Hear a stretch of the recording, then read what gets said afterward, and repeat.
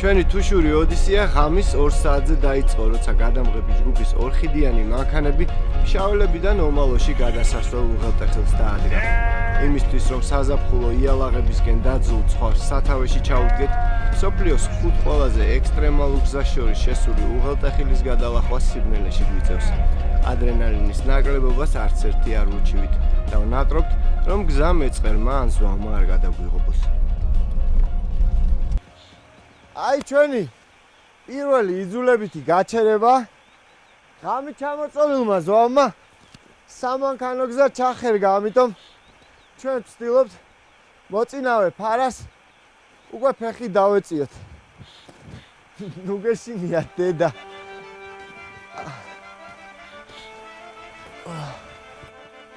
წავედი, თორე გაგვითენდა და ზეც ამოვიდა.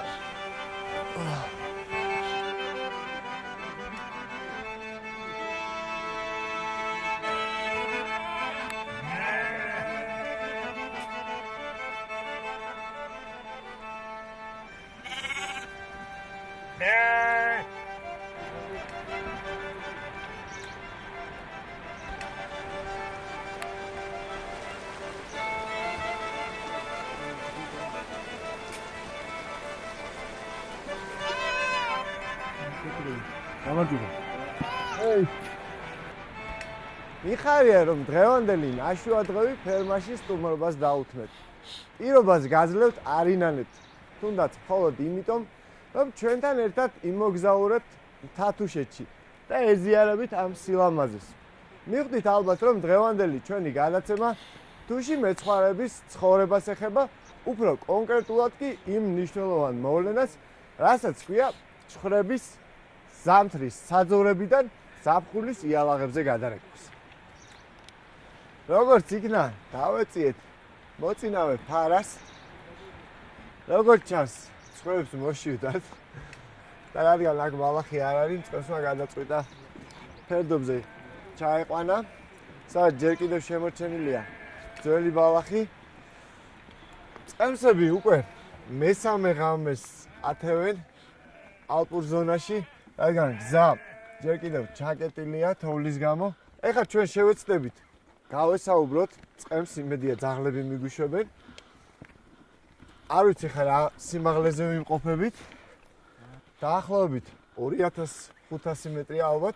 შეიძლება ითქვას, რომ ღრუბლების სიმაღლეზე ვართ, არწივის ფრენის სიმაღლეზე. ოღონდ იქ როგორ ჩავალთ არ ვიცი. მე იქ ნაკდად ვერ ჩამოვალ. მაგის პირობას გაზრდოთ. სამეგობროთ ვართ მოსული საღლო სამეგობროთ. არა როგორ ეს გადაჭი. თუშმა წყემსებმა ჯვრის წყალობა გვითხრეს და დახმარებასაც შეგვიყვნენ.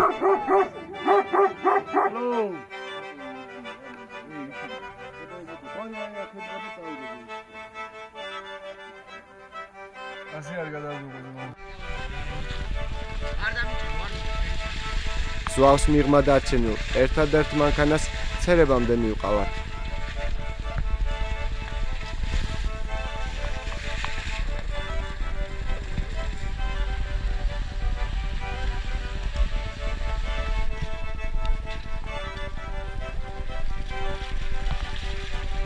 აქედან ჩვენი გამყოლი ლევანია, როგორც თვითონ ამბობს, უფრო ჯარისკაცია ვიდრე მწყემსი. სამაგიეროდ ნაღდი თუშია.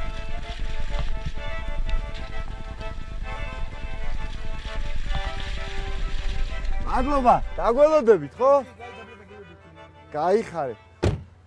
აი შემდეგ რაც ზვავთან ჩვენი მანქანები დავტოვეთ, აი ეს კეთილი ხალხი შეგხვდა და ამოგვიყვანა. ამის შემდეგ უკვე იწყება თოვლი, ისეთი გზა არის, რომ მანქანები ვეღარ ამოდის. ეხლა აქედან ჩვენ უკვე ფეხით გავაგზელებთ გზას და დავეწევით მოწინავე ფარას.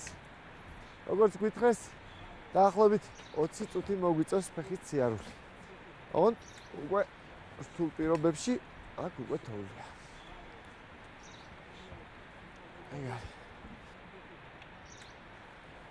აი ჩამორჩენილი ცხრები. ასეთი ცხრები გზაში შევქმნენ.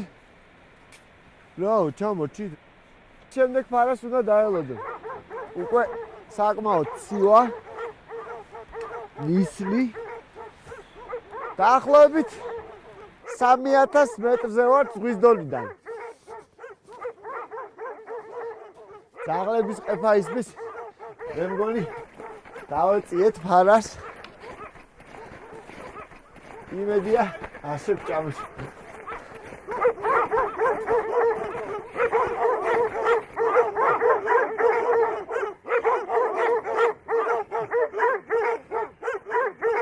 ლევანი არის ჩვენი გამყოლი დაგვეხმარა.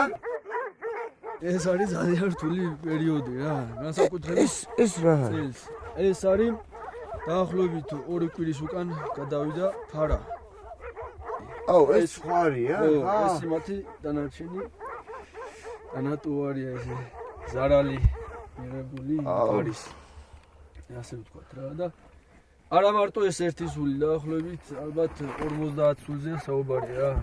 აი, ჩვენი ნივები ძალიან შორს წერტილებად ჩანან და აი საწოდავი თხა რომელიც ჩაიჩეხა და ალბათ ამას გადაჭრენ შანსი აქვს ლევან. 50% დაახლოებით რა. ეხლა თუ მოთბა და დაარტყა ამას შეიძლება აზე მოვიდეს ცოტა გუნზე მოვიდეს და წამოიწიოს ზემოთ მაგრამ რაღაც არ ამგონია რა.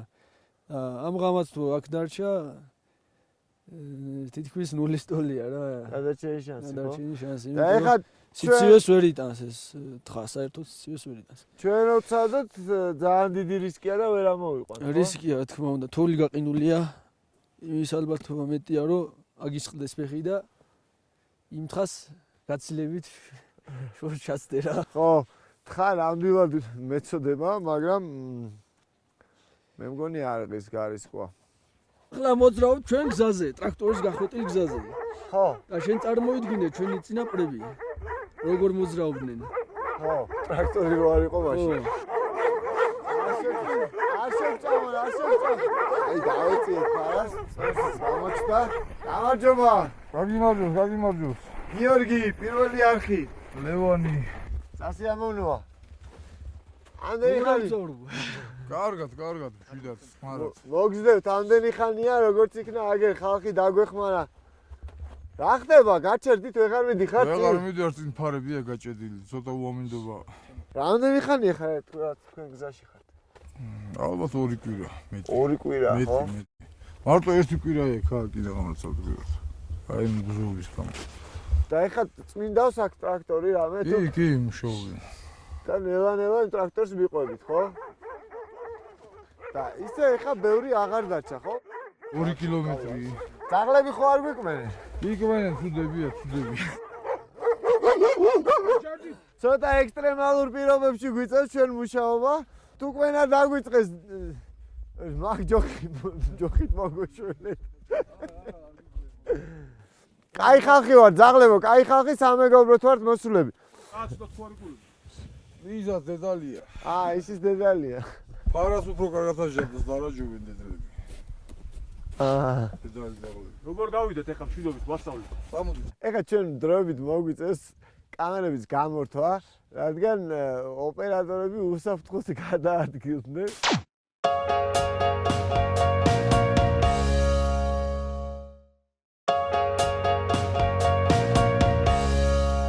ეხლა მე გადავიღებ ოპერატორებს, რომლებსაც ესკორტით მოვაცნეს წყემსი. დროებით მე გავხდები ოპერატორი. იმიტომ არა რომ ყველაზე მამაცი ვარ უბრალოდ. ისეთ მოხერხებულ ადგილასა ვარ. შუაში ვდგავარ და მართლა ისეთ ექსტრემალურ პირობებში ვართ.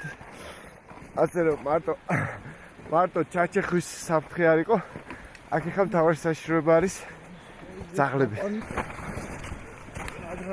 აი ასე პირობებში თოუში რას ჭამენ ხა ეს თქვენი? თითი კოდებია. დაბლა ზოენ, ახლა ცერს გადავართ და მე იქ მოძვენ კიდე. ახლა გადავართ მე დაბლა საძორი.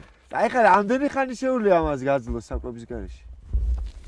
რა სხვა შეიძლება 3 დღეს გაძლოს. პირობები არის ძალიან რთული, ხო?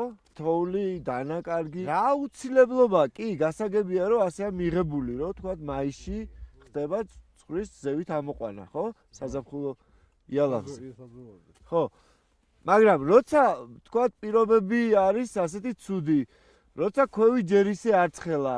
აი რატო თაგზობაში ნატარცხვარს არა, ბარის სიცხე არ უხდება. ეხლა ეს სხვა რომ ბარში გააჩერო, ნაბარევი და ის დახოცავს ავადდება. მაგრამ ეს როცა სიცხეა, მაგრამ ეხლა ჯერ ხო სიცხე არ არის ქვევი. ბარში საამისო სიცხეა უკვე. უკვე ცხელა ამისთვის? თან ადრე გადასვლა წველაზეა კაი კიდე. რაც ადრე გადახვალ, წველას კარგია, ბატკანის კარგი მოდის. ანუ რატო ზევით ბალახია უკეთესი თუ? უკეთესია თქო. სიგრილე უხდება, სიგრილე. აა. განსაცდელს ხوارსაც. სიცხე არ უყვარს. და აი ხა გაკრეჭვამზე მაინტერესებს კიდე.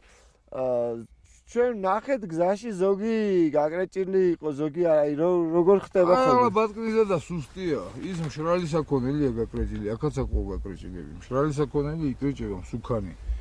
ვინც აი სიმსუქნთან სიცივეს და იმას რო გაუძლებს. ბატკანირსაც სუსტია ცხოვრი შედარებით იმ მშრალთან. მშრალი საქონელი იპარსება. მატყლისთვის ხდება ეს ბუნებრივია, მაგრამ სჭირდება კიდევაც, ხო? თუ არა, აუცილებელია, მატყლი შეიძლება არ აღჭირდებოდეს, მაგრამ სხვა უნდა გაპარსთვის, აუცილებელია, ეს ბუნებრივი კანონია. რისთვის არის აუცილებელი? აბა როგორ აგიხსნა ახლა თმიშეკრაჭო რისთვის აუცილებელი? ჭირად უხდება, სუქდება გაპარსული. სხვა სიმსუქნეში მიდის რო გაპარსა. რამდენი სული ყავთ შენ თქვა ეხლა ამ ფარაში? 1000 მეტი არა. აი თავარი სირთულე რა არის? იგივე აი თქვა ნადირი გზაში არის. ნადირი, ამინდი. ეგ არის თავარი სირთულე სხვა რა. აი ეს გაფანტოა და დაკარგვა. არა, ეგ არა ნადირი და ამინდი თავარი სირთულე სხვა რა. და ნადირი აი გელი გელი დათვი რა. დათვიც არის? კი. კი, აი ძაღლები ყავთ, მაგრამ დაცვდა იმას როგორ უმყავდება ეს? დაცვი ვერ დაიჭერს ძაღლი, მაგრამ გაგებინებს. და აი გაიგეთ რომ დათვი მოდის მე? მე რა, მე ანის იქნება.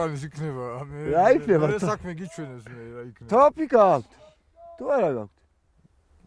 ეხლა ამჟამად არა გვაქვს კაცო თორედ, გაფორმებული თოფი ყველას აგვაქვს. აბა დათვი რომ მოვა დაუყვირებთ თუ? ძაღლების შიშით არ შემოდის, ერიდება ჭყივილი, კაცო და. ხმაურსად ეხავთ ხო?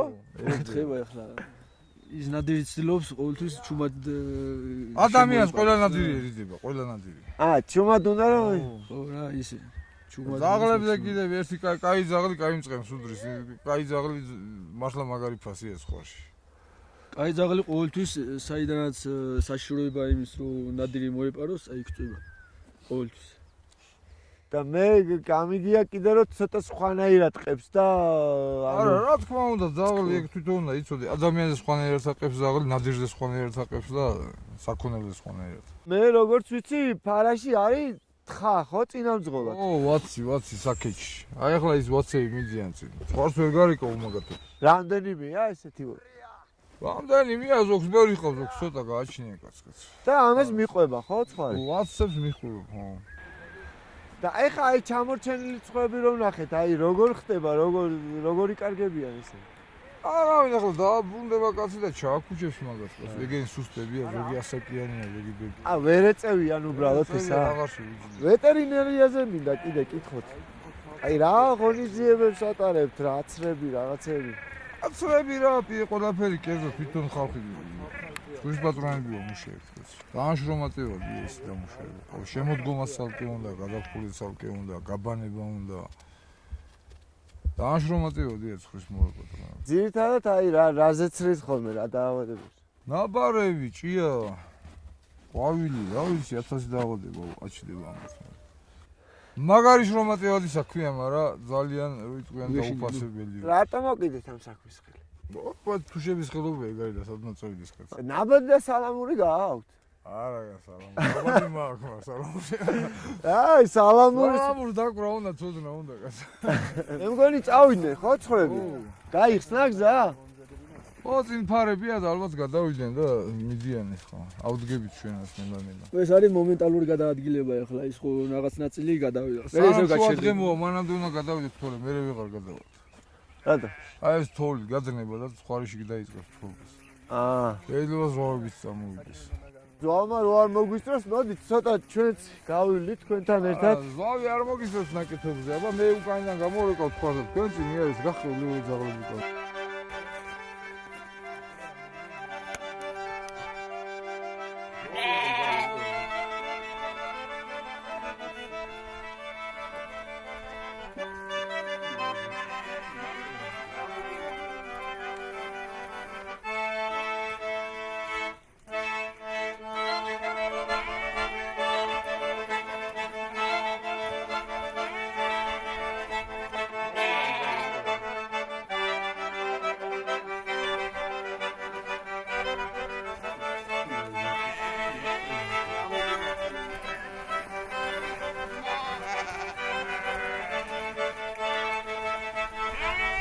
ლევან, აი ჩვენ აქ დაგემშვიდობებით.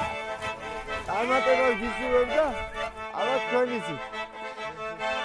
აბა კარგად იყავით. ბედნიერად.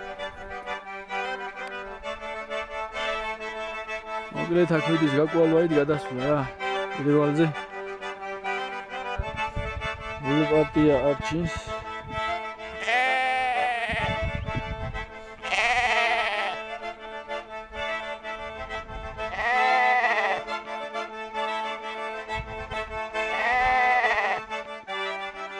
მოგლეთ ჩვენი მისია ფაქტიურად დღეს დასრულებულია.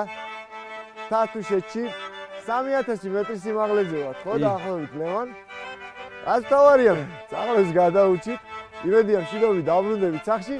გემშვიდობებით თემას ჩემი კოლეგა დემეტრე ერგემიძე გაშლის.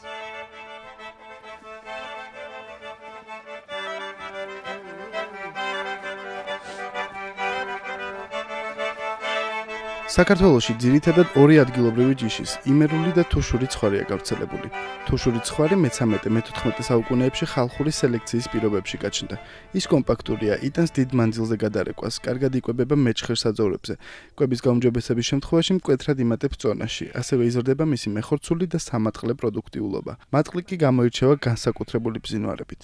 თუშური ცხვარი მეტად კომპაქტური, ტიპიურად ძალიან კარგი აგებულებისაა და სხვათა შორის მთელ ამიერ და იმიერ კავკასიაში ერთ-ერთი საუკეთესო იყო როგორც აბორიგენული ჯიში და ეს ცხვარი გეგმიურ ჯიშად იყო არა მარტო საქართველოში, არამედ ჩეჩენო-ინგუშეთში, ჩრდილოეთ ოსეთში, ადრე დაღესტანში და სხვა. თუშური ცხვარი ძირითადად ბალახით იკვებება. ზამთარში, როდესაც საძოვრები ღარიბდება, მნიშვნელოვანია დამატებითი საკვების მიცემა.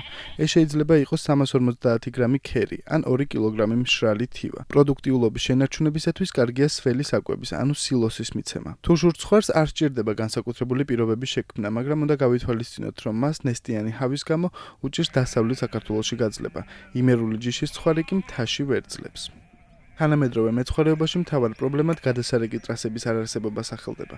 წყემსები ამბობენ, რომ იმ მიწების უმეტესობა, რომელსაც ცხვრის გადასარეკად წინაპრები იყენებდნენ, ამჟამად გასხვისებულია. გზაზე არ არსებობს სპეციალურად მოწყობილი დასარწყულებელი და საქონლის გასაბანი ადგილები.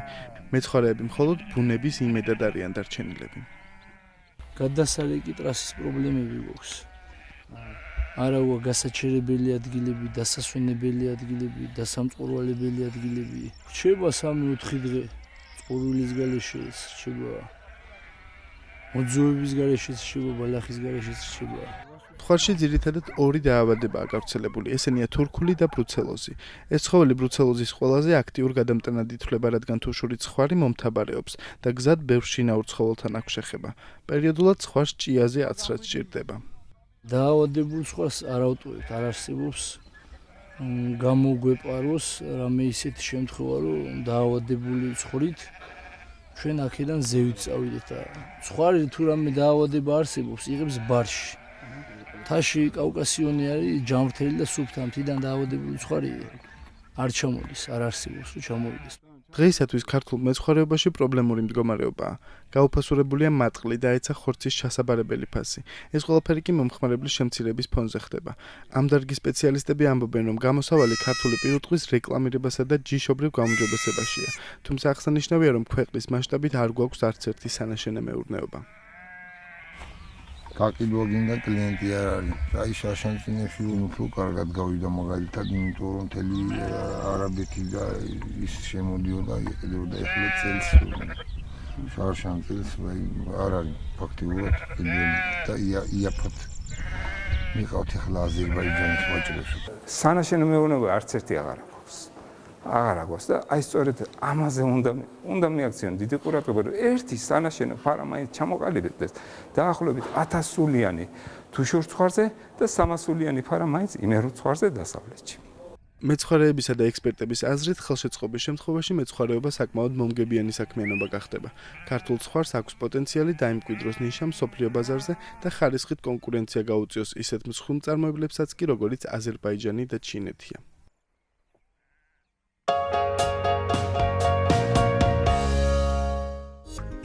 ცხვარში გავრცელებული დაავადებები, ბრადზოტა, ინფექციური ენტეროტოქსემია, ცხრის ყვავილი, ცხრის მონიეზიოზი. ცხრის ბრადზოტი ნიადაგოვანი ინფექციაა. გამომწვევი არის ანაერობული მიკრობები, რომლებიც ნიადაგში ხელსაყრელ პირობებში წლობით ცოცხლობს. ცხვარი ამ დაავადებას ითვისებს განურჩევლად ასაკის, სქესის და ჯიშისა, თუმცა უმეტესად ავადდება 2 წლამდე ასაკის. არაკეთილსაიმედო მეურნეობაში ავადობა 30-35%-ია, ლეტალობა კი ზემწვავე მიმდინარეობის დროს 100%-მდე აღწევს.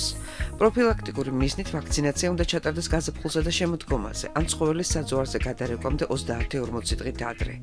ცხრის ინფექციური ანაერობული ენტეროტოქსემია, ფერმერების ენაზე დარბილებული თირკმელი, ბალახის ავადმყოფობა, მწვავედ მიმდინარე ავადმყოფობაა. ამთვისებელია ყველა ასაკის ცხვარი, თუმცა უმეტესად ავადდება მაკე, ახლად დადოლებული დედა და 8-10 თვის ასაკის მოზარდი. ავადმყოფობა ხშირად გვხვდება გაზაფხულზე, იშვიათად შემოდგომასა და ზამთარში. სეზონურობა დაკავშირებულია მეტეოროლოგიურ პირობებთან. არაკეთილსაიმედო ადგილებში ავადობა 25-30%-ს და ლეტალობა 80-100%-ს აღწევს. მთავარი პროფილაქტიკა ვაქცინაცია. ხშირად გამოიყენება ბრადზოტისა და ენტეროტოქსემიის საწინააღმდეგო კომპლექსური ვაქცინები. დაუშვებელია ცხოველის აცრა საძოვარზე ჰაერის მაღალი ტემპერატურის დროს. ინფექციური ენტეროტოქსემიით ავადდება ადამიანიც.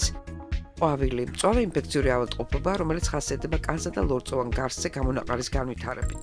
ყვავილი დიდ ეკონომიკურ ზარალს აყენებს მეცხვარეობას. ფარაში მოკლე დროში ავადობამ შეიძლება 100%-ს მიაღწიოს. ბატკანში განფენილი და ჰემორაგიული ყვავილის დროს ლეტალობა 100%-მდეა. არაკეთილსაიმედო და საშიშროების ქვეშ მყოფ ზონებში ტარდება ვაქცინაცია. გაზაფხულზე და შემოდგომაზე აუცილებელია ცხრის ჰელმინთოზურ დაავადებაზე, მონიეზიოზზე დამუშავება. ცხოველები ავადდებიან საძოვარზე, ასევე თივიდანაც. გაზაფხულის მონიეზიოზით ძირითადად ავადდებიან ბატკნები, შემოდგომის მონიეზიოზით კი 7-8 თვის მოზარდი. დაინვაზირებიდან 28-40 დღის ასაკში ბატკნები სუსტდებიან და იღუპებიან. ამიტომ აუცილებელია მათი შესაბამისი სქემით დამუშავება. ყველა ზემო ჩამოთვლილი დაავადების შემთხვევაში ასევე პრევენციული მიზნით მიმართეთ ადგილობრივ ვეტექიმს. აი მიიწურა ჩვენი დღევანდელი გადაცემაც, რომელიც მთლიანად მიეძღვნა მთის ყველაზე ძირძველ და ტრადიციულ საქმიანობას, მეცხვარეობას. ჩვენ თქვენთან ერთად გავიარეთ გზა, რომელსაც თუში მეცხვარეები საუკუნეების მანძილზე წელიწადში 2-ჯერ გადიან. და ჩვენ შევეცადეთ ახლო ხედით გვეჩვენებია ის სიზნელები, რომელსაც ისინი აწყდებიან. აქ თუ შეთია ძმობილო, უცხო კაც ვერას გვარობსა. რამდენად ვიგვარეთ, უკვე თქვენი გადასაწყვეტია. შევხვდებით ზუსტად ერთ კვირაში. ბედნიერად.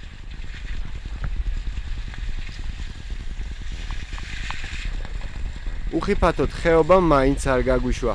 უკანა გზაზე მეწყერი დაგვეწია და კიდევ 2 საათი წაგვართვა.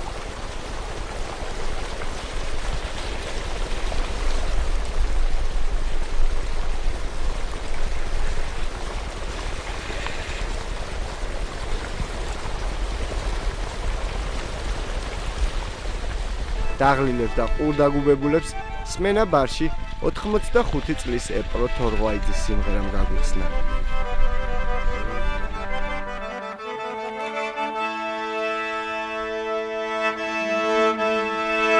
ხაროშეჩერდი მიამდე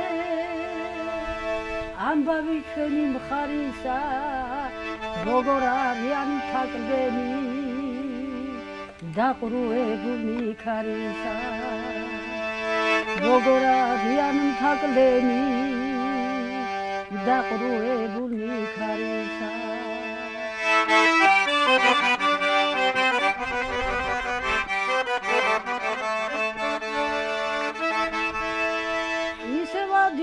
წყარონი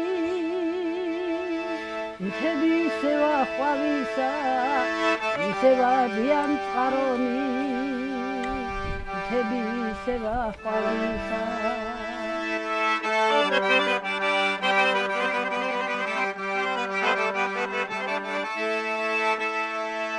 ამჩები დედა მამანი წამზე ჩამწნელი შავისა ამჩები დედა მამანი წამზე ჩამწნელი შავისა